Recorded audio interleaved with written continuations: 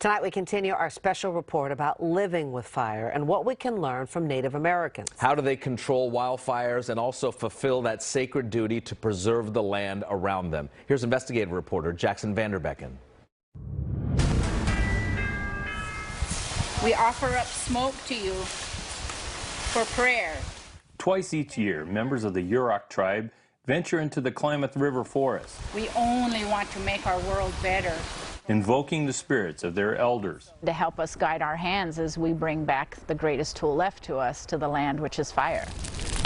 And seeking forgiveness. The birds, the trees, we call them the one-legged people, asking permission to come into their home, basically, and to light it ablaze. Elizabeth Azzuz first learned about fire's sacred role to her people at age 4, when she was caught playing with matches. So my grandfather, who was blind, could smell what I was doing and made me put my fire out and sit below him so he could explain to me what fire meant to us and how important it was. For hundreds of generations, the Yurok saw fire as a gift from the Creator.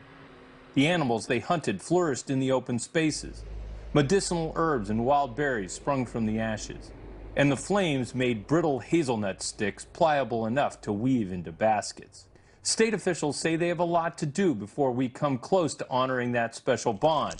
Native Americans burned some 2 million acres each year in the state before European settlers, who saw fire as the enemy, outlawed burning in 1850.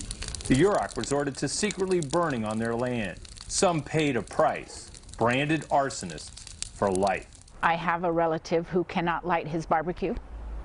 He cannot light his wood stove. A family member actually has to go and do these things for him so that he can cook his food or heat his home, because he can be arrested for having a match, flint, a lighter. The Yurok had to fight to bring back the kind of fire that many experts now believe helps preserve the state's forests and offsets the damage from climate change. In 2013, the Yurok finally got the state's approval to bring fire out of the shadow.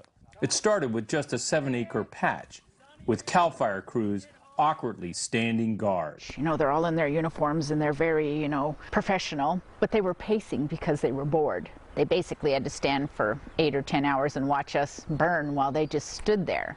That awkward beginning is now a full partnership.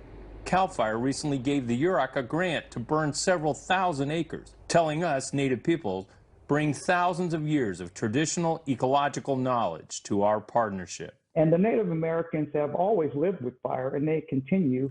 Dar Mims is a meteorologist with the Air Resources Board and a leader of the state's wildfire task force. And we live with fire. We just haven't embraced it to the degree that they have, and that's where we're going. We need to really start living with fire as opposed to really trying to suppress it all the time. To do that, Mims says, the state has joined the U.S. Forest Service on a plan to thin or burn 1 million acres of wildland a year, starting in 2025.